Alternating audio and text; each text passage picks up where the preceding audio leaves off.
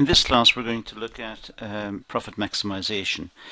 We're going to look at one theory of the firm, one theory of the behavior of the firm.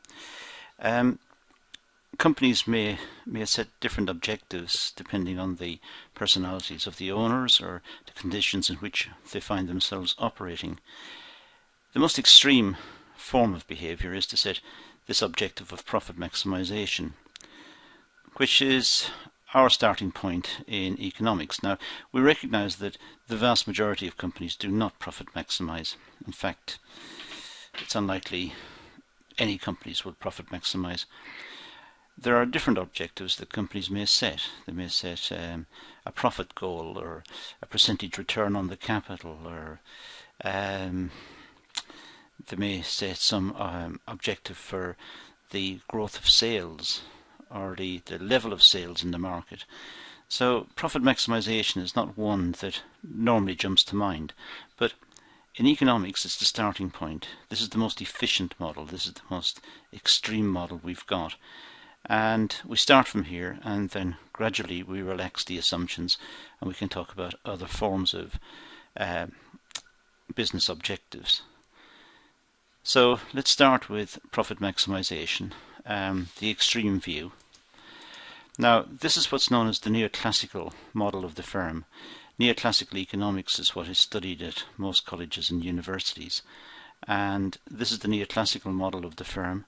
It's the very extreme model. It's unlikely it'll ever be encountered in real life. So we use it as a model. It's the starting point. It's the point of reference. It's a theory. And we can measure all the other models against it. So that's why we use it. It's a theoretical firm. It doesn't have to correspond to any actual firm. It's our thinking about the extreme form of behavior, extreme efficiency, and lots of strange assumptions which we'll come across in a few seconds, which limit the applicability of this to real life examples. We can't find real life examples, to be perfectly honest. Most companies are too complex and they don't set this as an objective. So the model is unlikely to apply in practice, since managers don't have the information or indeed the motivation to profit maximize. It's an extreme model, extreme efficiency, and therefore unlikely to be applied in practice. It assumes no uncertainty regarding market prices or internal processes within the firm. Everything is known, everything is certain in this model. So it's based on fairly extreme assumptions. We also say it's a static model. It's not complicated by time. It doesn't change over time. It's a static model. It's a picture of the company at an instant in time. This theoretical company that we're talking about. And finally, we say it's a rational model. Rational means maximizing.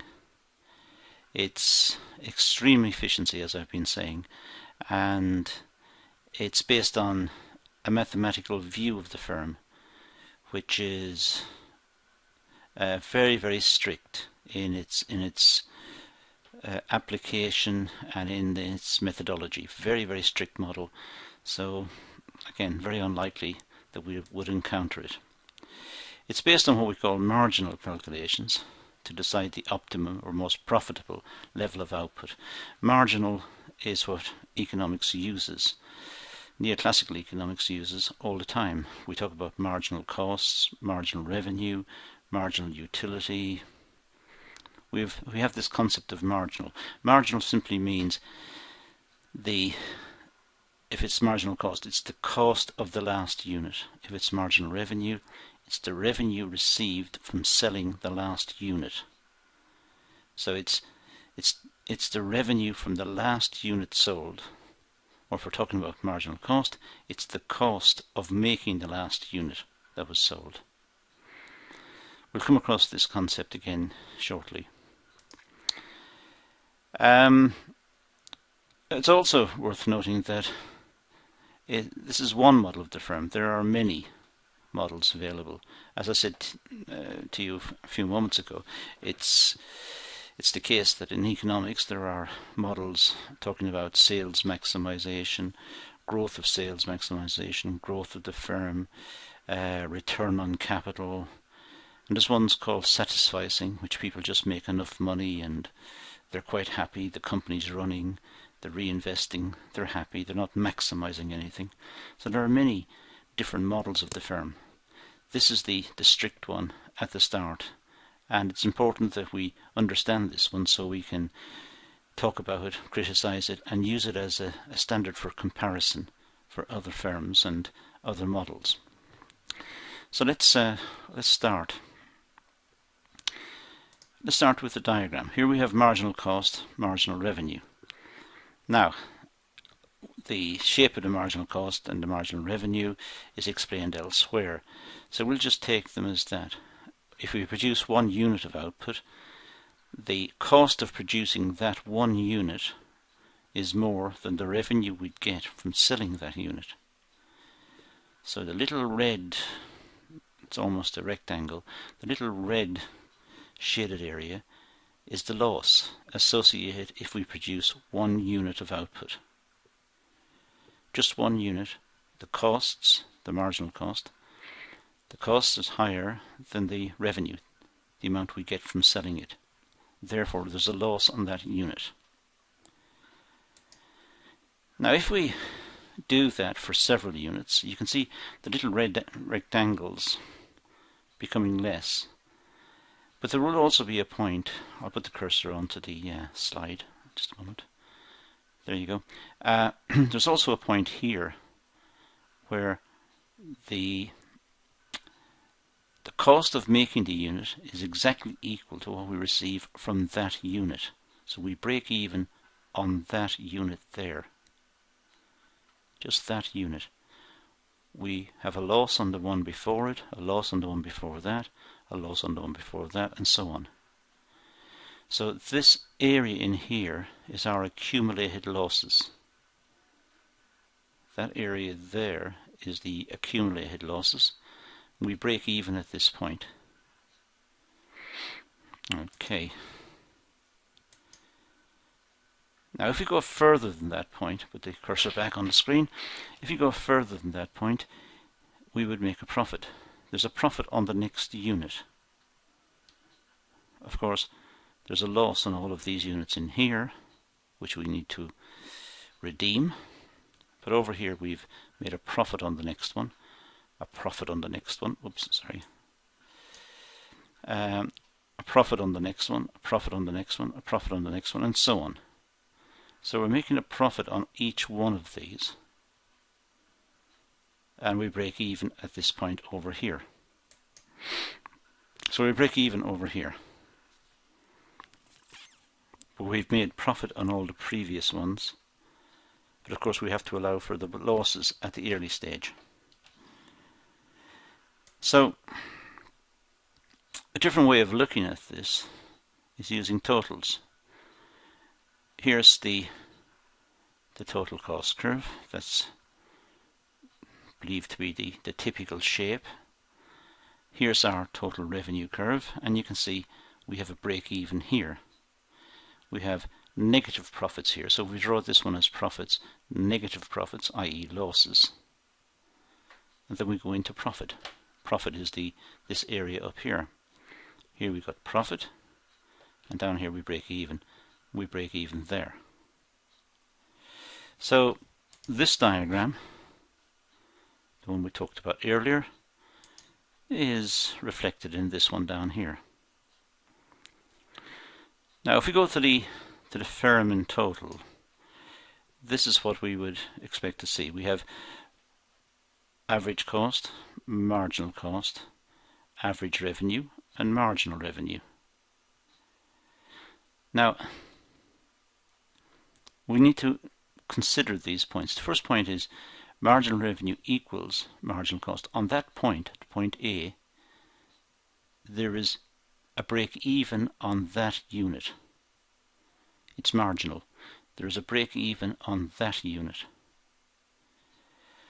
Over here we've got average revenue, average cost are equal, so the firm breaks even there, so the profits for the firm, for the company, is equal there. So the profit is equal to 0 there. It's a break even.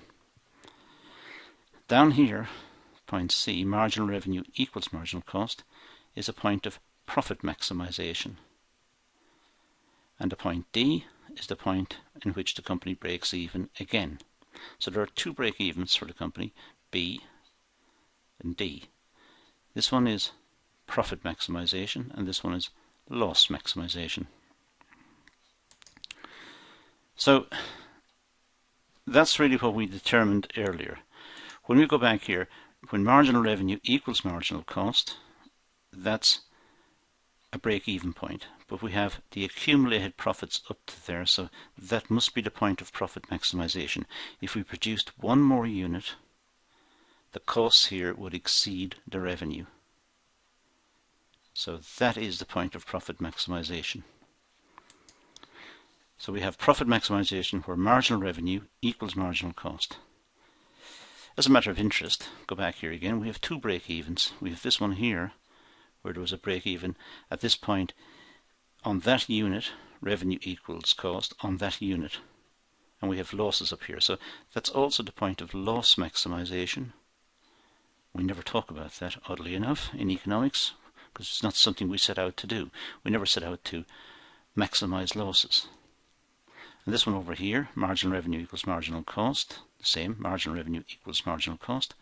So at this point over here, it's profit maximization.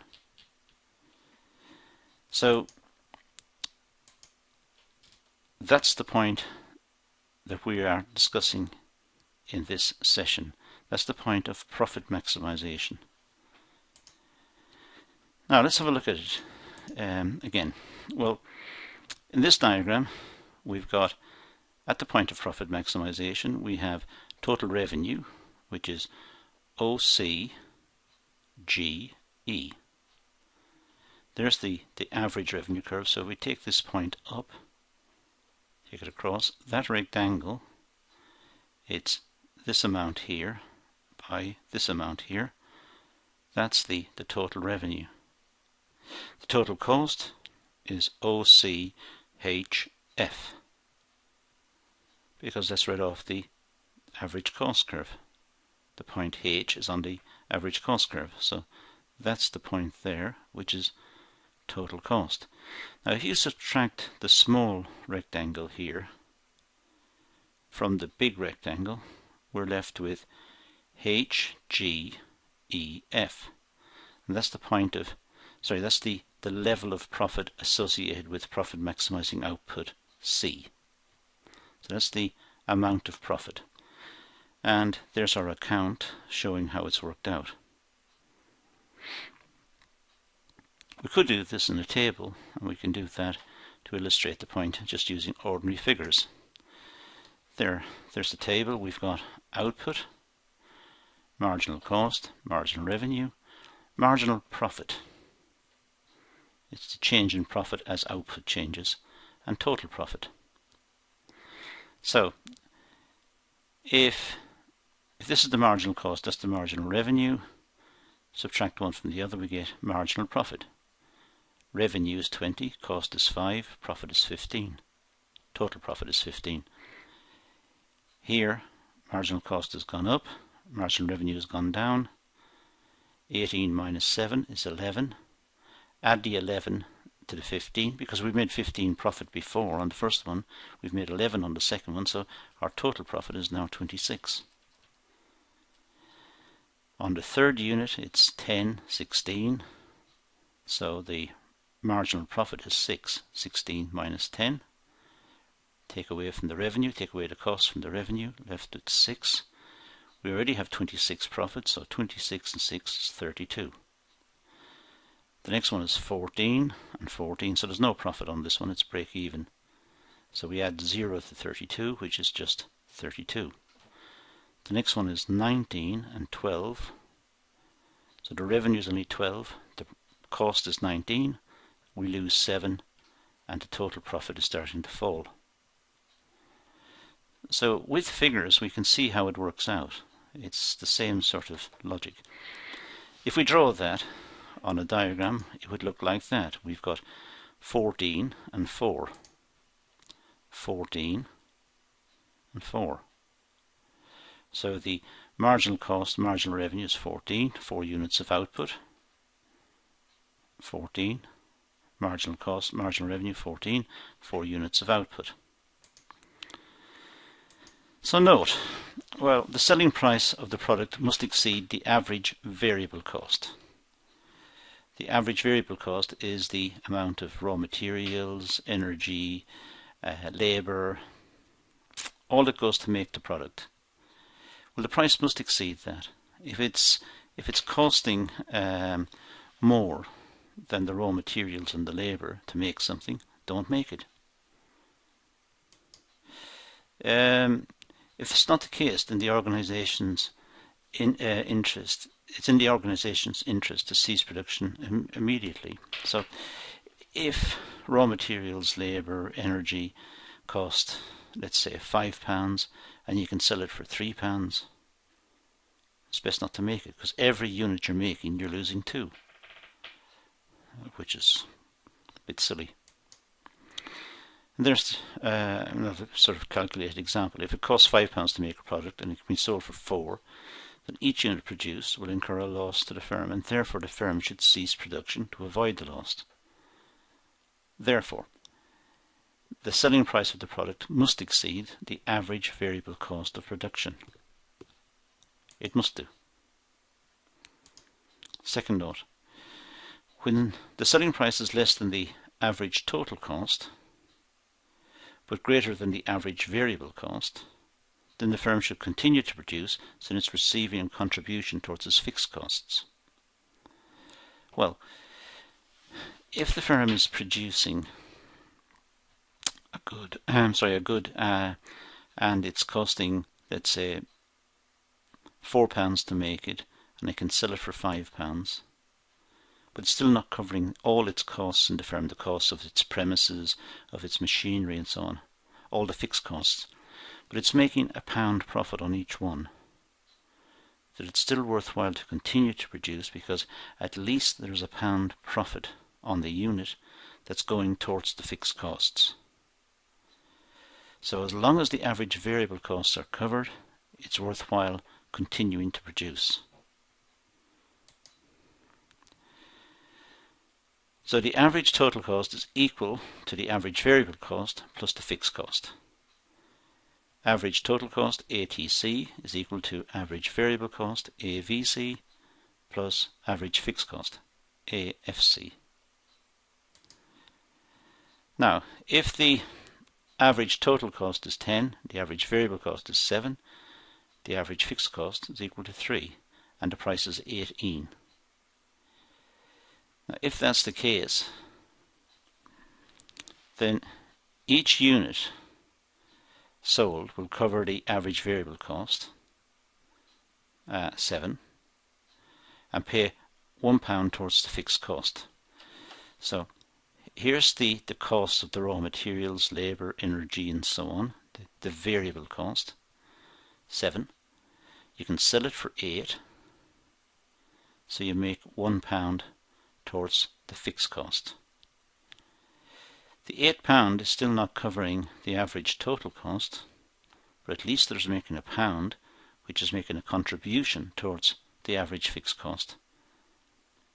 The alternative would be to close the company down, and then the people are stuck with the assets, with the machines, the buildings and so on, which they have to sell off, maybe sell off at a premium, at a reduced price, which will be perhaps an enormous loss to the company. If the firm did close down, it would not be receiving the contribution, and it would lose the £3 on every unit. So now, why do firms profit maximize, or why should we discuss the model if they don't profit maximize? Well, if an entrepreneur is on his or her own, then there's a chance that the firm will profit maximize. because the entrepreneur is right on top of the situation and will understand all the costs and the revenues, and will perhaps work towards some sort of rational solution to the output problem. We'll try to perhaps maximize. If the profit varies with the amount of entrepreneurial effort expended, the effort has a negative utility, then the entrepreneur must find an optimal trade-off between effort and profit. So the danger here is, what this means is that entrepreneurs, if they are single owners of the business, they may work too hard, have a negative utility, a negative pleasure, a negative effect on them, perhaps their health, they're overworking. So even though the entrepreneur knows about profit maximization and knows how to do it, it may not be worthwhile doing it, because it'll affect his or her health, it'll affect their performance, long-run performance in the market, in the business. So there's a trade-off to be had between the effort that people put in to profit maximize and the benefits of profit maximizing. But there again, profit maximization may be forced on the entrepreneur by competitive pressure by other companies, but it may not be a good long-run solution. Now let's look at the criticisms of the profit maximizing model.